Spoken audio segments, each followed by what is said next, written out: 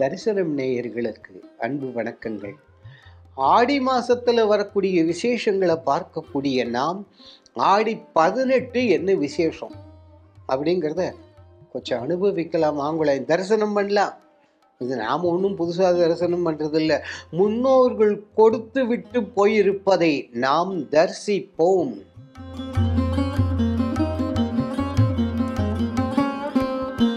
ஆடி 18ன்னு ஏன் சொல்லணும்? 18ங்கிற எண்ணே தமிழ் நம்ம என்னது எண் இதெல்லாம் சொல்கிறோம் இல்லையா? அந்த விதிப்படி 18 என்று சொல்லக்கூடிய அந்த எண்ணுக்கு பொருளே ஜெயம் என்பது பொருள்.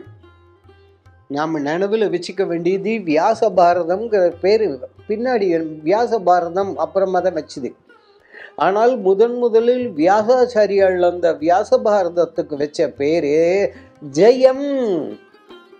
வியாச பாரதம் சம்ஸ்கிருதம் 1,00,000 ஸ்லோகம் ஆரம்பிக்கும் பொழுதே அவர் ஜெயம்னு அதுக்கு பேர் இட்டுட்டு ஆரம்பிச்சார் அந்த மகாபாரதத்துக்கு. காரணம் என்ன? அந்த மகாபாரதத்தில் எல்லாமே 18 அக்ரோனி சேனைகளா, இந்த பக்கம் 11 அந்த பக்கம் 7 18. அது சண்டை நடந்தது எத்தனை நாட்கள்? 10 5 2 1 18 நாட்கள்.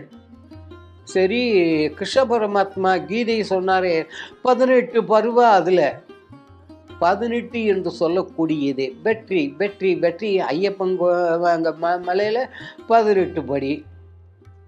முருகப்பெருமானுக்கு தெரியுதா? முருகப்பெருமானுக்கு விழிகள் கண்ணு 18. அங்க பாரு, உடனே இந்த காலத்து இளைய தலைமுறை ஒன்றும் என்ன முறைக்குது. பா பா பா பா பா தாத்தாவை முறைச்சு பிரயோஜனம் இல்லைடா தாயி. தப்பா சொல்றேன்னு நினைச்சுக்காது. முருகனுக்கு 18 கண்ணுன்னு சொல்லிட்டேனேன்னு. வியாசாச்சாரியால் அவர் எழுதின ஸ்காந்தம், அதுவும் 1,00,000 ஸ்லோகம் உள்ளது. அதில் அவர் சொல்றார், அஷ்டாதச விலோச்சனம். தெளிவா வருதாங்க, தெரியுதா? அஷ்டாதச விலோச்சனம்னாக்க 18 திருக்கண்கள்னு அர்த்தம். ஒரு முகத்துக்கு 3 கண்கள். முருகப்பெருமானுக்கு 3 கண்கள் உண்டு ஒரு முகத்துக்கு. அப்ப 6 முகத்துக்கு. இப்ப தெரியுதா? வியாசாச்சாரியால் சொன்னது அஷ்டாதச விலோச்சனம். ஆக முருகப்பெருமானுக்கு கண்களும் 18, ஆடி 18.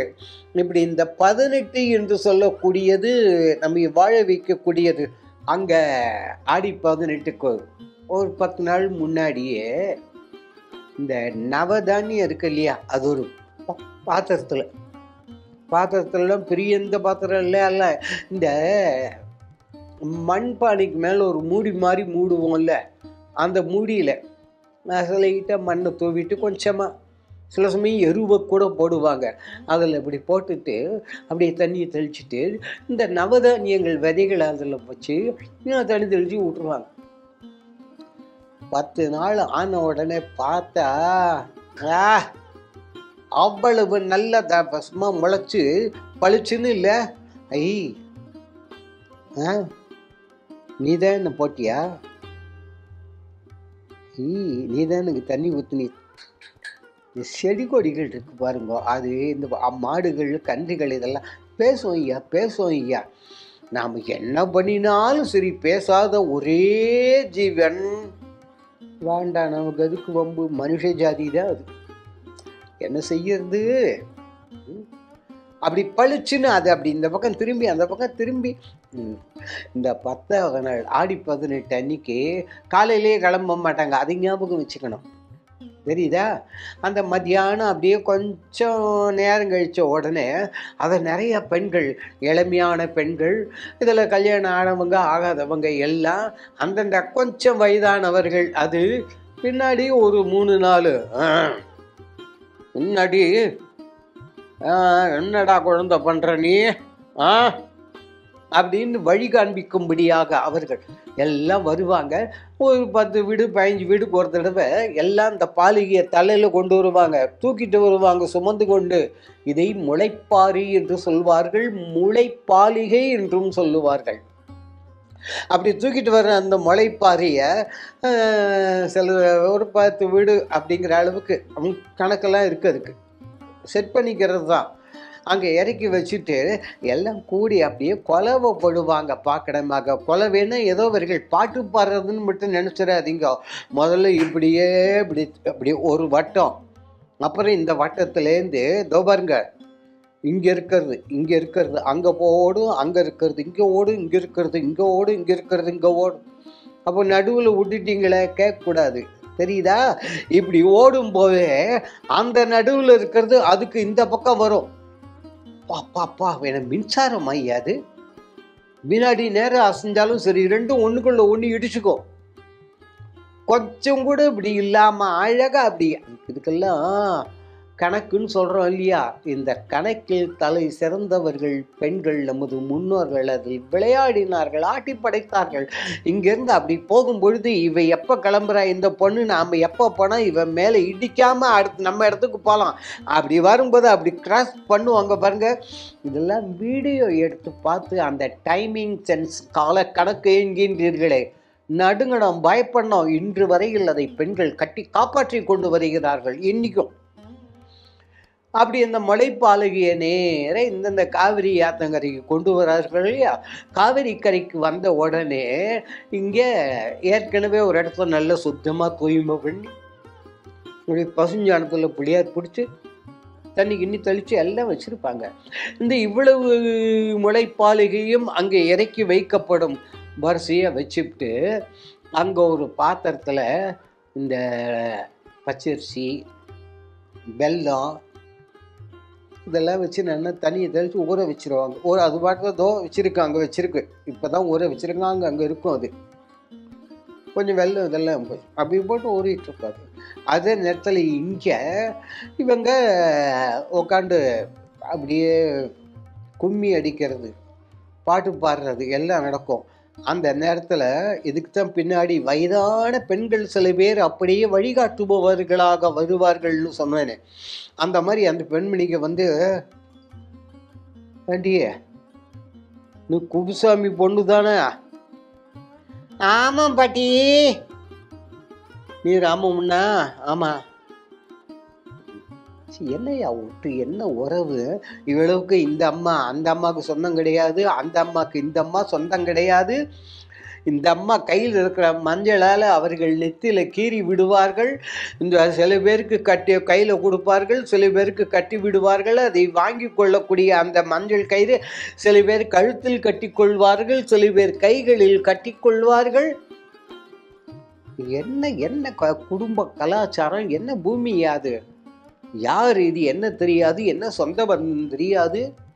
அவர்களுடைய அந்த தூய்மையான பாசம், பிரேமை, அது அப்படி எல்லாரும் கொஞ்சம் கூட விகல்பம் கிடையாது ஐயா, விகல்பம் கிடையாது. அப்படி எல்லாம் முடிஞ்சு அப்படி பண்ணும்பொழுது இப்போ கொஞ்சம் தாமதம் ஆகிடுச்சேன், அதுக்குள்ளேயே எல்லா வேலையெல்லாம் முடிஞ்சு போச்சு. இப்போ அங்கே பிள்ளையாருக்கு பூஜை பண்ணணுமே, அந்த பிள்ளையாருக்கு உண்டான அந்த பூஜையை முடிச்சுட்டு அங்கே ஊற வச்சதுன்னு சொன்னேன் இல்லையா, பச்சரிசி, அந்த வெல்லம், அதெல்லாம் எடுத்து எல்லாருக்கும் பிரசாதமாக கொடுப்பாங்க. இருங்க இருங்க இருங்க, ஆடி 18 நாள் இந்த காவிரி கரையில் இருக்கிறவங்களுக்கு இல்லை, இந்த இளைய தலைமுறை கேட்க வேண்டாம் என்ன, இந்த இப்போ கொஞ்சம் ஒரு 35 வயசு அதுக்கு மேலேயும் வச்சுக்கோங்களேன், கொஞ்சம் முண்டு என்ன கூட, அப்போ இந்த வீட்டில் இருக்கிற பொண்டுக படுற கஷ்டம் இருக்க. அப்பா அப்பா அப்பா, இன்னைக்கு எனக்கு ரெடிமேடு ஃபுட்டா? அதான் எனக்கு ஒன்றும் சொல்ல தெரில, அது எங்கேயோ போய் நிற்குது, நமக்கு ஒன்றும் தெரியல, சொல்ல தெரில. சித்ரான்னம்னு சொல்லுவாங்க. அப்புறமா ஐயோ அந்த பார்த்தா இந்த தேங்காய் சாதம், அந்த தேங்காய் சாதத்தில் அந்த கடலைப்பருப்பு அது இதெல்லாம் தாளித்து கூட்டியிருக்காங்க இல்லையா, அது கருப்பாக இருக்காது, அப்படியே வேகாமல் அல்லது சரியாக பொரியாமல் இருக்காது, பொன்முறுவல் அப்படி இருக்கும். பார்க்கணுமே, பார்த்தாலே அப்படி நைஸாக நெய்வேத்தியத்துக்குள்ளே எடுத்து அடிச்சுருத்தோம். இந்தண்ட பார்த்தா மஞ்சள் மசுக்க அந்த புளியஞ்சாதம், அதாவது இந்தண்ட புளியஞ்சாதம், அந்தண்ட பார்த்தா எலுமிச்சை சாதம், தயிர் சாதம், இதுக்கு மோர் மிளகா, இதுக்கு இல்லாமல் அப்பளம், வடம், அப்பளத்துலேயே அரிசி அப்பளம், உளுந்தப்பளம், எல்லாம் அங்கே வச்சு எல்லாம் முடிஞ்சு அங்கு பரிமாறிக்கொள்வார்கள். இவர்கள் எல்லாரும் கொண்டு வந்திருப்பார்கள் அவரவர்கள். ஆனால் யார் சாப்பாடு யாருக்கு போவதுன்னு தெரியாதுயா. என்னையா அது கூட்டு கலாச்சாரம். அதை விட விசேஷம் கவனிக்கணும்.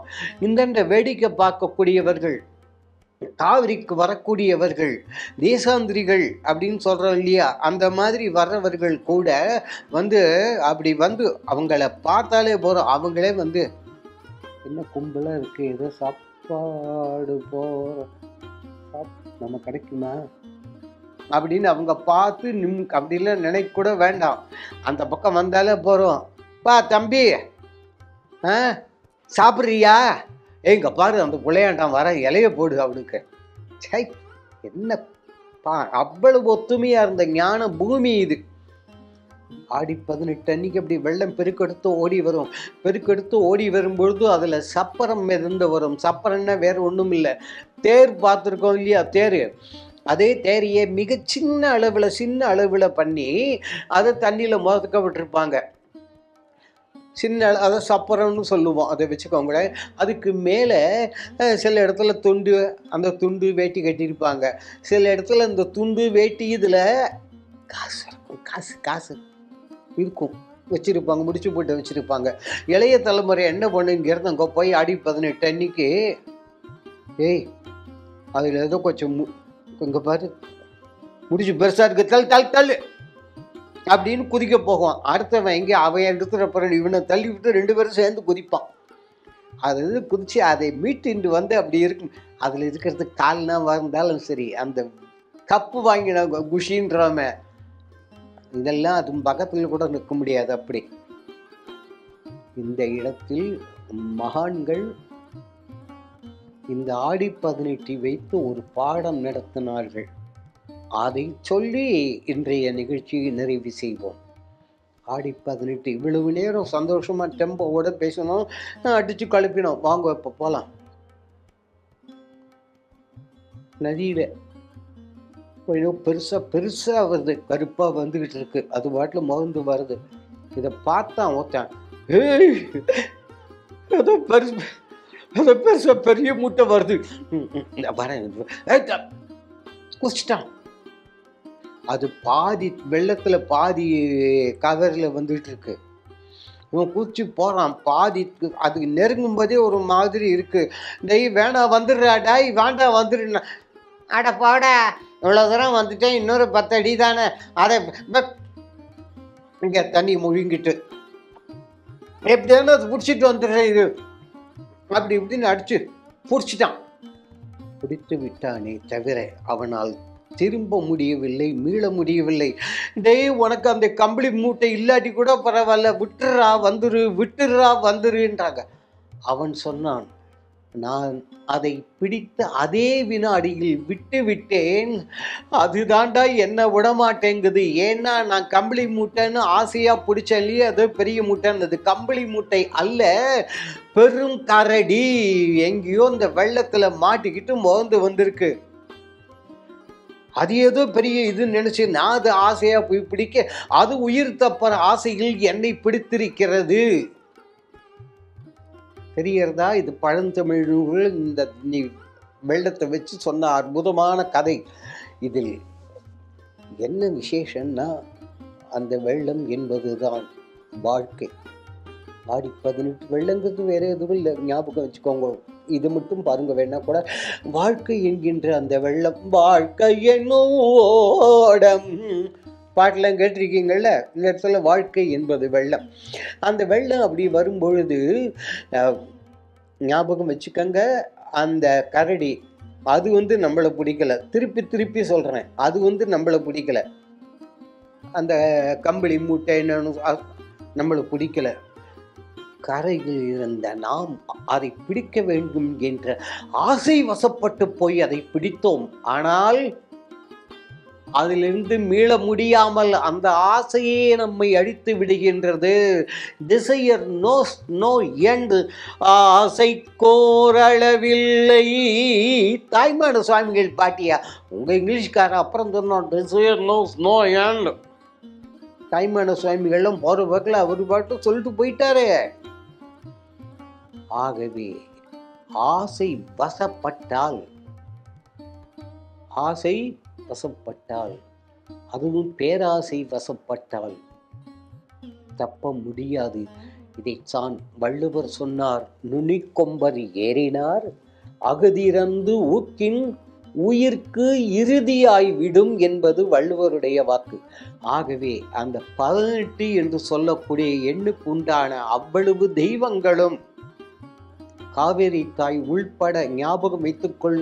18ங்கிறது அஷ்டாதச புஜ துர்கைன்னே பேரு, அம்பாளுக்கும் அந்த ஒரு பேர் உண்டு. அப்படிப்பட்ட அந்த ஆடி 18 என்று சொல்லக்கூடியது பெயருக்கு தகுந்தாற் போல நம் குடும்பங்களில் எழுந்தருளி அந்த பரம்பொருள் எல்லா விதமான மங்களங்களையும் அருள வேண்டும் என்று பிரார்த்தித்து கொண்டு அந்த பரம்பொருள் நம் எல்லோர் குடும்பங்களிலும் இல்லங்களிலும் உள்ளங்களிலும் எழுந்தருளியிருந்து நம் குடும்பங்களில் ஆரோக்கியம், அமைதி, நிம்மதி, ஒற்றுமை என்று சொல்லக்கூடிய அந்த மாபெரும் செல்வங்கள் நான்கினையும் வாரி வழங்க வேண்டுவோம். அந்த பரம்பொருள் தரிசனம் தரும் அருளும்.